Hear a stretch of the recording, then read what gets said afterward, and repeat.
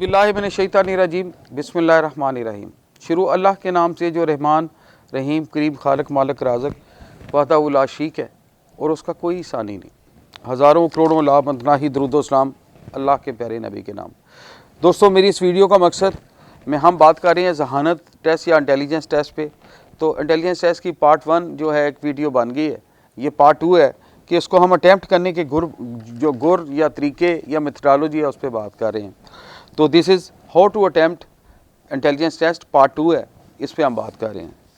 तो पहले 4-5 पॉइंट तो मैं आपको दे चुका हूँ, उधर से आगे मैं कंटिन्यू करता हूँ। अच्छा, मैंने बात की थी कि पहले शुरू में जो आपको आसान सवाल लग रहे हैं, यानी ये पेपर अटैम्प्टेशन में अभी आप हाल में बैठ के हैं उसका तरीकाकार बता रहा हूँ। अच्छा, कि आपको जो शुरू में आसान लग रहे हैं आप शुरू में जल्दी अटैम्प्ट करके एंड तक वो सारे अटैम्प्ट कर लें और कोशिश करें कि एक दफ़ा आप उसके पूरे सवाल एंड तक टच करें, जो आसान है वो अटैम्प्ट हो जाएं। उसके बाद फिर आप शुरू में आएँ। जब आप शुरू में आते हैं तो उसमें वो देखें जो 1 या 2 अटैम्प्ट में इनिशियली आप थोड़ा कंसंट्रेट करें तो आपसे आराम से वो तैयारी अटैम्प्ट हो जाएं और आपको थोड़ी क्लैरिटी आ जाए। और क्योंकि फोकस आपका सही अटैम्प्ट करने पे है, फोकस आपका जल्दी में गलत अटैम्प्ट करने पे नहीं है। तो 2 दफ़ा गौर से पढ़ें और देखें अगर उसकी कोई इंशाल्लाह अल्लाह बरकत डाल देते हैं और फजल करते हैं और आपके साथ माँ बाप की दुआएं तो ठीक होगा सब कुछ। अच्छा, जब आप वर्बल टेस्ट अटैम्प्ट कर रहे होते हैं तो या नॉन वर्बल, दोनों सूरतों में बाज़ दफ़ा ऐसी सिचुएशन आ जाती है कि उसके मुख्तलिफ पहलू होते हैं, मुख्तलिफ उसकी डायमेंशंस होती हैं।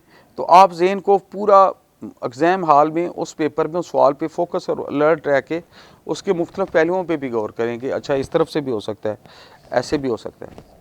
अच्छा, बाज़ कैंडिडेट्स की आदत होती है कि वो तुक्के लगाते हैं। वो कहते हैं जी तुक्का लगाया, चल गया ठीक है, ना चला फिर। तुक्का इज़ नॉट अ मेथड। मैं एज ए एकेडमिक पर्सन आपसे शेयर करता हूँ, ये तुक्का कोई तरीक़ेकार नहीं है। ना तुक्का बहादुरों का काम है और ना शॉर्टकट मारना बहादुरों का काम है।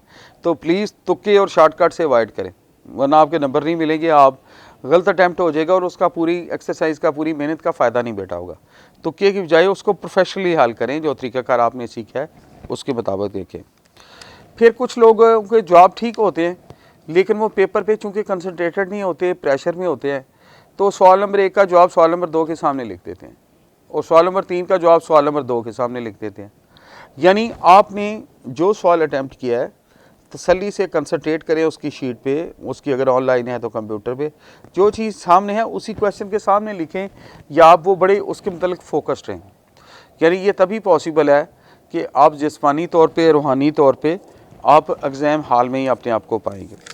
आखिरी पॉइंट कि ये पेपर कि आप एग्ज़ाम हॉल में, ये बहुत ज़रूरी, ये सबसे अहम तरीन पॉइंट है जो मैं आपको एक्सप्लेन करने लगा, कि बजाय इसके कि आप पेपर डे के अंदर कंफ्यूज हो रहे हो, बीपीआई हो रहा हो, चीज़ें भूल रही हो, समझ ना आ रही हो, तो आप एग्ज़ाम हॉल वाली इन्वायरमेंट क्रिएट करें, खुद प्रैक्टिस उस तरह करें। मोबाइल्स में स्टॉप वॉच है, हमारे पास घरों में स्टॉप वॉच है, आप स्टॉप वॉच पे टाइम लगाएं और टाइम रख के मॉडल जो एग्ज़ाम है उनको अटैम्प्ट करें और ख़ुद रिलीजियसली अटैम्प्ट करें और ख़ुद रिलीजियसली बाद में उसकी मार्किंग करें। आपको ख़ुद पता चल जाएगा कि आपकी डिग्री ऑफ प्रिपरेशन क्या है। अच्छा, उससे क्या होगा, जब आप बार बार इस तरह अटैम्प्ट करेंगे उससे आपको फ़ायदा ये होगा कि एग्ज़ाम का फोबिया या एग्ज़ाम हॉल का प्रेशर जो है वो आपसे दूर हो जाएगा। और फिर उसके अलावा आप कोशिश करें कि इमोशनली स्टेबल हों। जब भी अटैम्प्ट करें आप पानी पिया हो, नाश्ता किया हो, कोई आप पे प्रेशर ना हो, साथ वाले कमरे की म्यूज़िक की आवाज़ ना आ रही हो। क्योंकि जो लोग कंसंट्रेशन से एक वक्त में काम करते हैं तो अल्लाह ताला भी उनकी मदद फरमाते हैं। ये जो हाफ हार्टेड है, स्कैटर्ड इंटेंशंस के तहत आपकी तैयारी नहीं होगी, वो उल्टा टाइम ज़ाया होता है। तो मेरी आपसे रिक्वेस्ट है, जो काम करें इंशाल्लाह पूरी कंसंट्रेशन के साथ करें और अल्लाह ताला बरकत डालेंगे।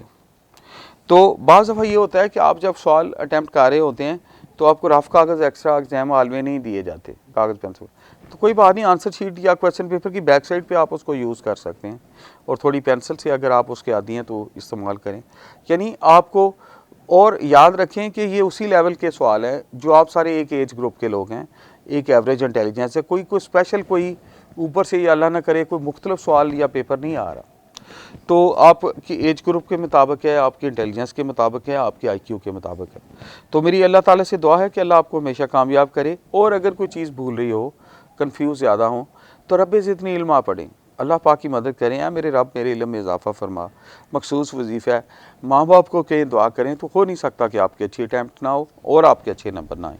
तो मेरी अल्लाह से दुआ है कि अल्लाह ताला हमेशा आपको कामयाब करे, आपके दिल की दुआएं कबूल करे। आखिर में वही मेरा ब्रांड मैसेज पेरेंट्स के लिए, अपने बच्चों की तरबियत करें, लुक आफ्टर करें। अल्लाह ताला इनको हमेशा आपके लिए सदका जारिया बनाए। और बच्चों के लिए मैसेज कि अपने वालदैन जैसी कोई नेमत नहीं है, इनके लिए सोर्स ऑफ कंफर्ट बने, आसानियाँ पैदा करें, इनके खिदमत गुजार बने, इनको अच्छी खबरें दें।